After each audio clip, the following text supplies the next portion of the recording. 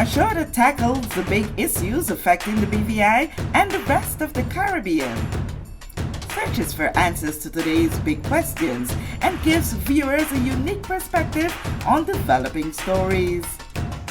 Follow the big story with me, Kathy Richards, only on JTV.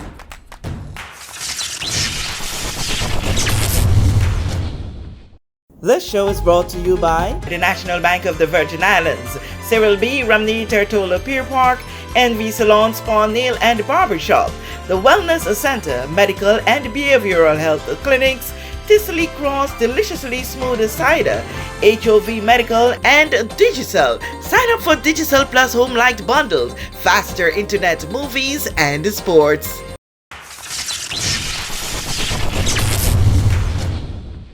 This is the big story. I'm Kathy Richards. I want to thank you so much for joining us for this edition today. We are going to be speaking with Honorable Myron V. Walwyn, the representative for District 6. In 2019, you said, Myron, go sit down. But in 2023, April 24, you said, come, we are ready for you to serve us in a different capacity. Previously, he was an at-large candidate and served as minister. Now he is in as your District 6 representative. Honorable Myron V. Walwyn, it's an honor to have you here today. It's a pleasure to be here, Kathy. Thank you so very much. Okay, well, like the people say, come back after go sit down. You are back. It was indeed one that, we would have seen the people rally around you based on the number of votes that you would have gotten at this year's election. And it was because you had a message. If we want to recap a little bit about that campaign period and the reasons behind you deciding to get out of the seat after they decided to call you out. Well, again, thank you very much, Kathy, for inviting me here. And I want to again thank the people of District 6 for their strong support that they showed to me in the recent general elections. As I said during the campaign, many people may not know, but I hail originally from District 6. So it was pretty much going back home to try to help the district improve. We campaigned on a number of things, from infrastructure issues to job creation, to youth issues, issues with our seniors, social issues, forming private-public partnerships with the many businesses that exist in District 6, and trying to get community involvement, having things done in a very structured way, having a district plan documenting the issues within the district so that we can work collectively to get them done. And so we're working steadfastly to make good on those campaign promises. And one of the first things that I mentioned during the campaign was the need for a district office, somewhere where residents can come for the various services, and where, as representative of the district, I can be much more accessible to them. And so I thank you again for allowing me to be here today, because we're now opening our district office on the 5th of June in the Stonehaven area, and I wanted to be able to advise the members of District 6, the residents of District 6, of this, and of course of the services that we will be providing. Just some of the services. Our services will expand as the need arises. Okay. Everybody who's from District 6 know where Stonehaven is. Well, I can tell you I live in District 6 and I struggled for a while to remember exactly where was Stonehaven. You see the place there, you know that you go there every now and then to pick up a nice good soup, but the name sometimes... The reason why you would see it would appear that way to you, Kathy, is because that's not the original building on it. It was a stone building that was there before. Oh. So there's some history as well behind the name, but we still call it that. Okay.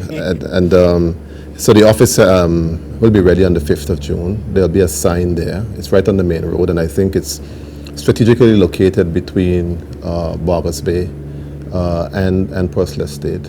I say that because it is my intention as well to have an office in Bellevue. Yes, Bellevue has its own community as well. And it's a bit of a distance to travel from Bellevue all the way down to Purcell Estate, particularly if you have seniors who want to meet with you and who need services. So again, it's all within the trust to say I want to be as accessible as possible to the residents who need the service. I've identified a location, and I'm in discussions now with the individual who owns the property. Hopefully, very soon we should be able to have that office open. But in the meantime, persons in Bellevue can also come down to Stonehaven for those services. We intend to open our office, I said, on the 5th of June. Our normal office hours will be from 11 a.m. To 7 p.m. Okay. That'll be Monday to Friday. Okay, before we delve deep into the services that you're hoping to, well, you're targeting for the office, let's take a quick recap of some of the major issues that exist in District 6, and I know that this will spill over to almost all the districts across the territory. But for District 6, what are some of the top priority issues that you see there? The infrastructural problems are many. The issues of water, you'd have heard me speak about it on the campaign and also in my inaugural address at the opening of the House of Assembly. It's a major problem within the district where people couldn't get water until after 7 p.m. and some places in the district still can't get water. I've been working very closely with the Water and Sewage Department, I must say. They've been very helpful to me. So residents have been calling about their concerns, and I've been able to work closely with the Water and Sewage Department to be able to address those individual issues. Their individual issues, well, apart from what most of Tortola and other. Yeah, when I say individual issues, I mean individual issues specific to those persons. Okay. Because obviously the water problem is a major problem island-wide that requires a national approach. It's going to cost some money to be able to do some of the things that need to be done. I think the government understands that you'll have to obviously, since the $400 million loan facility is no longer available, you have to go out and borrow some money because you can't do the infrastructural work that is needed from your capital expenditure. It's not your local capital expenditure. It's just not going to happen. Yeah. And because of the passage of time, roads and the water situation has now become an emergency. It needs to be fixed now. It's not a problem that you can say, I'll do it over a 10-year period. We just can't continue along this road. But as I said, as the individual issues arise, and that is why the office is also important, because I want the office to be a call center for any problem that our residents are having in the district. And don't think the problem is too small, you can't bother Myron with that. I'm there to serve you. If your water off, call the office. I will call Water and Sewage and find out what is going on. If there's a burst pipe, like for instance over the weekend, I had to call a couple of times, but they came out on a Sunday and they fixed it. Those are the types of services that I want to be able to provide. Obviously, a lot of those things are within the control of the ministry and the government, but I can still represent and agitate to get the things done. The potholes, you live in District 6. When last time into Free Bottom? I passed the area. Driving down Free Bottom by Bruley, Super Red is a health hazard now. As I said on the campaign, if you're running from the police, you could hide in one of those holes and the police would not see you. We have to address those issues. But very serious. It's a very serious matter. It's a very serious matter. The issue of garbage disposal is a major problem. I met with the director, or the acting director, I should say, of waste management. Raised my concerns with him and some of the things I'd like to see happen. I've spoken to the contractor who is responsible for picking up garbage, particularly in the Pursley Estate where the problem resides the most. And I have a meeting pretty soon with the Minister of Health because I really want to see that situation alleviated. At the same time, I want to be able to speak to residents as well. It's our neighborhood. It's our community.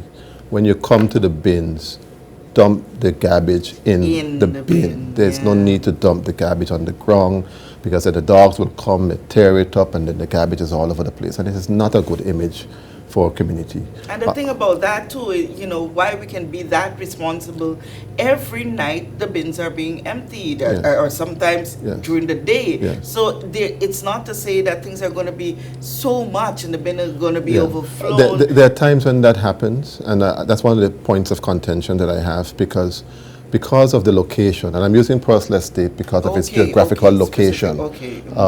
Bellevue doesn't have that problem that much. Not at Fort Hill and Bargles Bay area. Because of the geographical location of Pursley Estate, vis-a-vis Road Town, a lot of the garbage that you see in those bins, some of them come from people who live outside the district.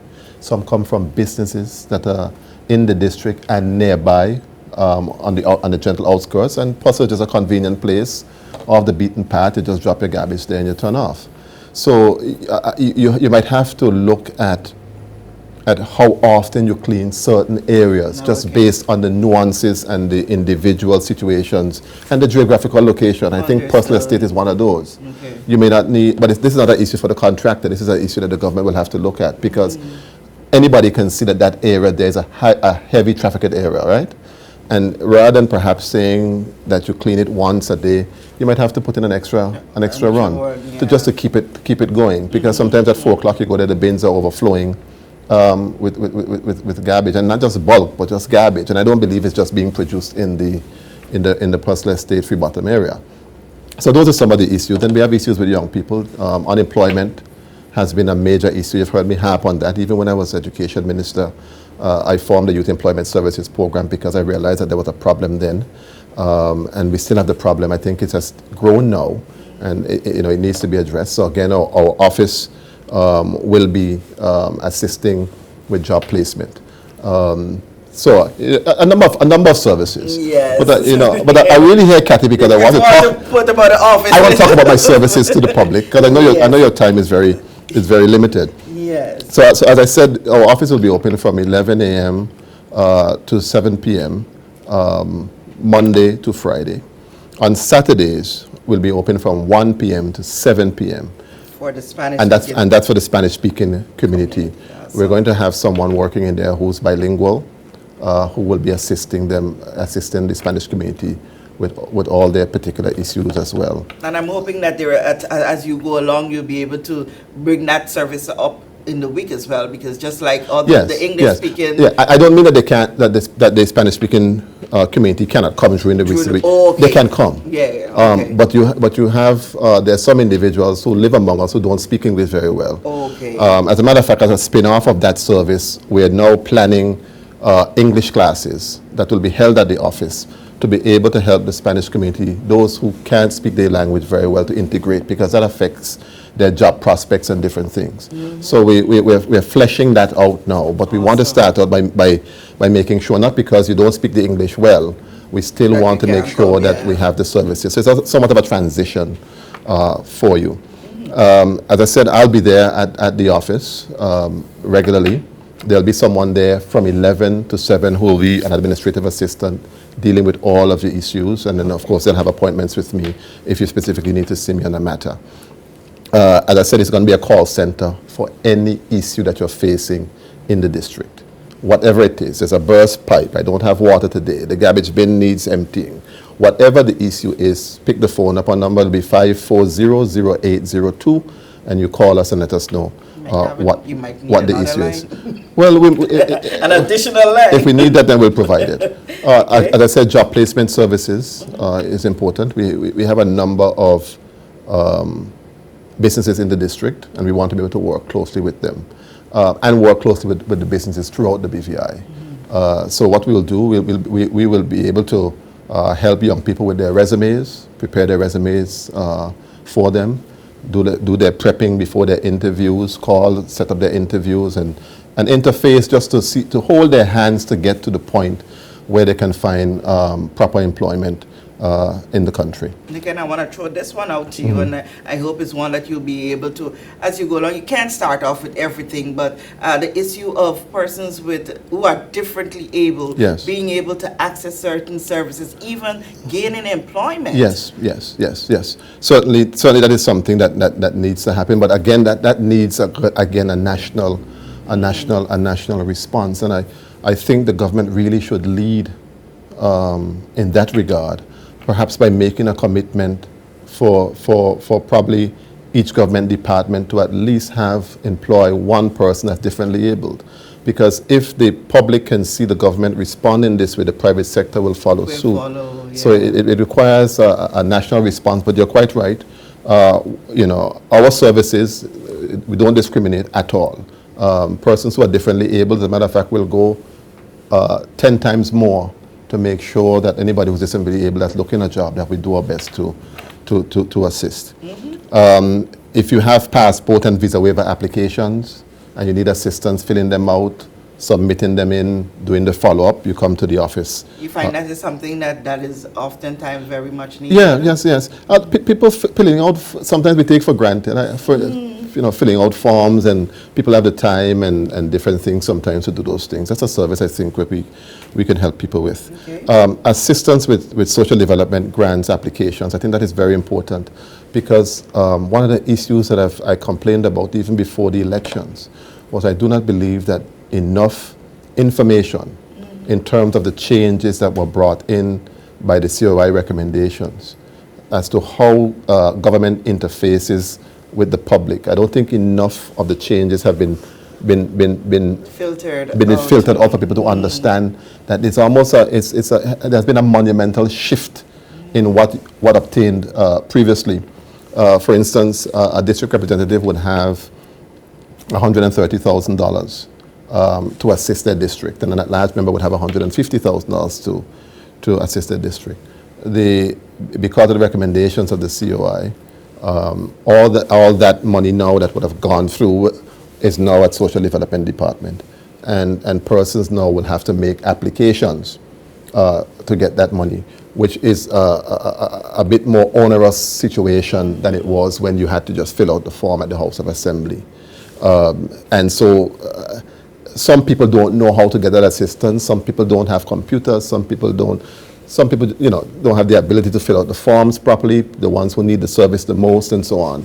And so we're going to bring that service to the community, that we help you to fill it out. You come, you see us, tell us what your specific needs are, and we go and we fill the forms out, we submit them for you, we follow up, we pick up the check, we tell you come pick it up. Okay, and so that's really beautiful that you would have said that, pick up the check, because what you find also, persons are very nervous or have reservations about even going to the Office of Social Development because they fear certain things, and we don't understand necessarily what are their fears, but they do have these fears. People in the BVI are very private people. They don't like people in their business. And to go down to social development and even being seen coming from the building and people passing by, it suggests that you are falling on hard times, and nobody don't want to advertise that. So it's a bit of a rocky situation, and we want to help the residents of District 6 across it.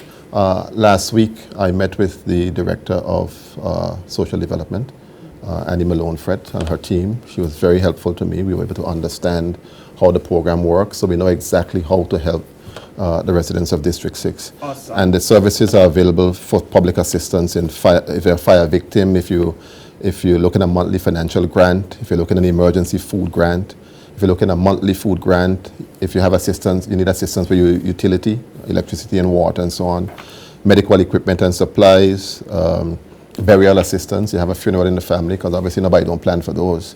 Sometimes it just pops up, and you got to get that money. Housing repairs, if people have issues with their houses, of course to a certain limit, because that responsibility is also shared with the Ministry of Health, depending on how complex the problem is. Pharmaceutical assistance, daycare assistance. You have some single parents who have to send the kids to daycare. You have to do something with the kids, but you don't have the money to pay sometimes. You can come by us, we fill the form out, and other assistance and so on. We do all of that to make life easier for you. Awesome. Persons who apply for residency and belongers, you come to the office, we fill the forms out, we submit them, and we do the follow-up for you. For seniors, we are providing free delivery of medical prescriptions for seniors. So, for instance, you might have a young person who is responsible for probably getting prescription medicine for their mother, but they don't have the time. They have ATH. They can call it in and pay for it, but they don't have the time to leave to go pick up the medicine to carry to mommy. So you call the office, you coordinate with us. We're going to do that on Tuesdays and Thursdays. So we send out specific messages as to what time you have to get the prescription in. And we go down wherever it is, BNF, whether it's Medicure, whatever it is, and we pick it up and we carry it home for mom for you. Awesome. Right? We're also providing free notarial and commission of oath services. And that is only for people who are residents of District 6. So if you have documents that need notarization, rather than having to go spend $20 or $30 per page by a law firm, you come by our office and we provide that service for you. But I also see there, and I pay a keynote to that, and to ask you about is that it says for registered voters. Why only registered voters? Because obviously, this is a service that you would normally have to pay for.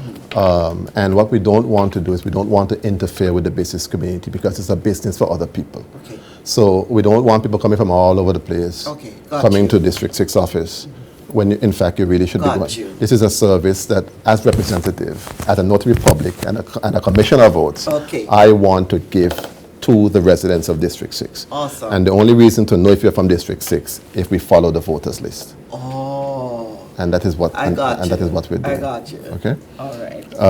We're going to have a food pantry because we know there are people who have difficulties within the district. So we're going to have a food pantry. If you need food items and so on, we will assist you. And at the same time, I want to be able to say to persons who live in the district or outside the district who might have food items and so forth, we're happy to accept the donations. I was wondering how you're going to maintain that. Yeah, we have somebody who will be our little coordinator for that food pantry exercise. So we're going to make sure. And then of course we are blessed to have One Mat and Right Way and so forth. Right in District 6. Right in District 6. And as part of their corporate responsibility, I'm sure they wouldn't mind assisting the district. And of course, voter registration, which is something that's continuous. You can come to the office and you can get your registration done. There's one program that I want to also talk to particularly young folks about, not necessarily just for young folks, but the young folks normally use that program the most. The government has a program called the Rated Program. I don't know if you heard about it. Yes. Yeah. It's a program where you can register for minor works and so on.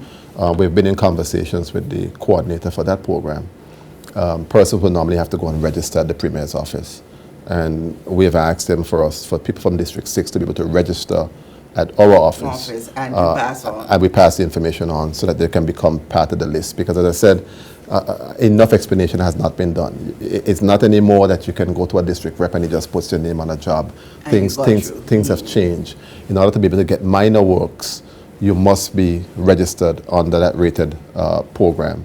And we want to be able to assist you so that when the time comes for works, you can just go to the list and then a selection can be made and you can be properly placed. So we want to be able to assist with that as well. There are two last things I want to talk to you about, Kathy. I know you're an extremely busy lady. The clock is on us. Cleanup exercises. We've been talking about keeping our community clean. We've scheduled 3 cleanup exercises. One for the 10th of June in the Johnson Gut area, the 24th of June in the Fisherman's Wharf, the Omaha Fisherman's Wharf area and the surrounding areas in Bargos Bay, that's the 24th, and the 8th of July in Purcell Estate. We're going to provide breakfast for people. We want to encourage the community to come up. We're going to advertise it. Also specifically as well, you have a lot of young people in the district, students who are on the community service program. They can come and work along with us and get their community service hours that way. District meetings, very important. I promised them and we're delivering on them. The first one will be the 14th of June in Bellevue at the Joyce Samuels Primary School. The other will be on the 21st of June at the Purcell Estate Community Center. And the third one will be on the 5th of July at the Alexandrina Baduru Primary School. Our plan is to have a district meeting at least every quarter so that people can be up to speed in terms of what is happening and we can all be on the same page in terms of what is happening in our community. Awesome. That's a lot to say to kickstart the job that you promised that you're going to do, and which is admirable. But before we go off as the clock is on us, how do you sustain this office? I know that nothing is free in this time. How do you sustain knowing that those grants and stuff where legislators had access to money to do things is no longer in your hands? Well, that is why you have to now set the infrastructure up. And that's why I've had a series of meetings. Even before I got sworn in, I was having meetings with persons in the government to understand how the systems work. I have a sound understanding now of how it works, and that is why, based on that understanding, I'm now able to say these are the services that we can provide, and this is how we can help to do it. The office will be, as I said, is properly staffed. A very competent young lady, competent and polite young lady will be there to assist persons. So I don't envisage any problems at all in terms of sustainability of the things that we need to do.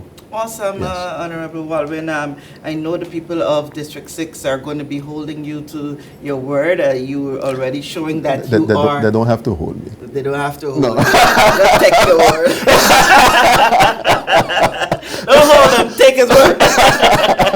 Congratulations on this very big move. We see the space out there at Stonehaven looking really nice. We saw the event that you would have had. It was 2 weekends back? Yes, 2 weekends ago. It's a party to say thank you to the people. Yes, that was awesome. So we look forward to, and I'm a District 6 girl. I'm there, you know. Excellent. So I hope to see you at the cleanup campaigns that we have. All that I can support, I will be there, Grateful. Along with my crew. Wonderful. Awesome. Thank you so much for sparing us this Thank time on The Big Story, and thank you for tuning in for this edition. I'm Kathy Richards. We know that where you choose to bank matters, and it is your vote on what your funds do in strengthening our community. As your official Bank of Paradise, we invest and support the lifeblood of our economy by helping in the realization of personal goals for homeownership, education, and entrepreneurial visions, which support small businesses. We make it our place to connect with persons and worthy causes, and we have been doing so for more than 30 years. Where your money goes and what your dollars empower are your choice. And we thank you for choosing us, a bank that gives where it matters the most, for you, for our community, and a happier tomorrow. The National Bank of the Virgin Islands. Everyone looks to the future, but no one truly knows what the future holds. The number of people under the age of 20 with type 2 diabetes could increase by 49% by 2050. Let it be known that we all have a 30% chance of developing hypertension. Globally, more than 300 million people of all ages suffer from depression. More than 60,000 young adults aged 20 to 39 are diagnosed with cancer each year. Obesity leads to problems such as stroke, heart disease, and kidney failure. No matter your race, age, or color, we are all at risk. These diseases can be managed or prevented if caught early. But with the right medicine and the right doctors to keep us on a path to live a robust and healthy life, we will live well.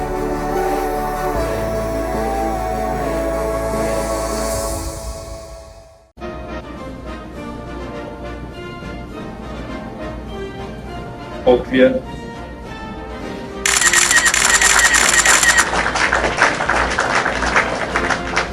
Hi, I'm Cowboy, and I'm running for president of Steak. Thank you. And I will meet your needs.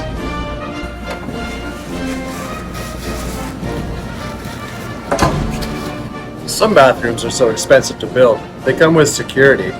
But at Staycation Butchers, our meats are affordable.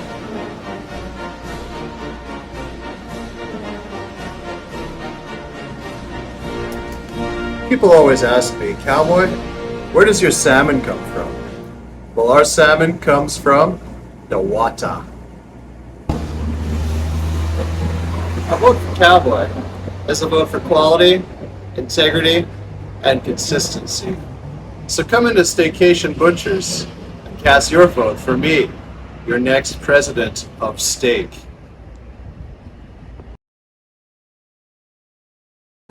Alexandra Durant approves this message. No, I don't.